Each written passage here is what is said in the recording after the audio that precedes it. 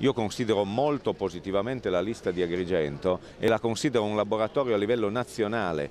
Noi vogliamo riuscire a unire la sinistra anche per le prossime elezioni politiche, bisogna metterla tutta insieme la sinistra. La città dei Templi si conferma sede di esperimenti politici. Il segretario nazionale di Rifondazione Comunista Paolo Ferrero, oggi ad Agrigento per sostenere la candidatura a sindaco di Giampiero Carta, è stato chiaro. L'alleanza della Federazione della Sinistra con SEL e Italia dei Valori è un modello da esportare, un modello da applicare e consolidare, ha aggiunto Ferrero, per riportare la sinistra nelle istituzioni che contano. E il leader di Rifondazione Comunista non ha esitato poi a sferrare un duro attacco al Partito Democratico. È un partito che oramai ha fatto una svolta centrista, a livello nazionale sostiene il governo Monti e a livello locale c'è un accordo con Lombardo in cui chi comanda è Lombardo, per cui il problema è che il Partito Democratico non si comporta più come un partito di sinistra. E sulle amministrative di Agrigento Ferrero parla di Carta come l'uomo giusto per governare la città. Agrigento è stata mal governata in questi anni, la raccolta differenziata dei rifiuti non si è vista. Sul versante dello sviluppo del turismo non si è fatto nulla per trasformare un turismo mordi e fuggi in un turismo che portasse della ricchezza per la città.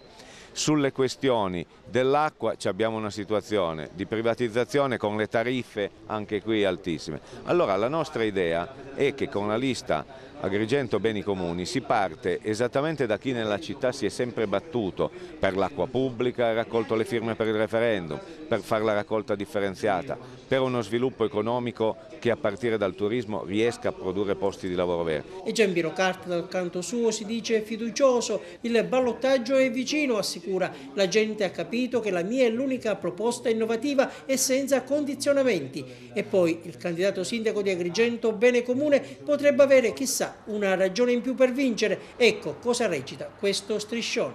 Sì, me l'hanno detto, stiamo indagando per vedere chi è la fortunata che vorrebbe vincere il premio, però è ovvio che è una boutade, sono delle cose che accadono anche simpatiche. Noi oggi stiamo giocando seriamente sulla città, una partita importante. Io sono la carta, come dice il mio cognome, che oggi può essere veramente giocata con credibilità. Lo ripeto nuovamente, i proclami elettorali in campagna elettorale sono di facile appeal, si può dire di tutto in una città con 1000 emergenze, ma oggi è l'invito soltanto alla serietà. L'amore lei lo dichiara al comune e alla città di Agrigento. Noi l'abbiamo detto già col nome della nostra lista, Agrigento Bene Comune, chi siamo? Cioè noi abbiamo l'amore per questa città ed è un amore che ovviamente vogliamo mettere alla prova.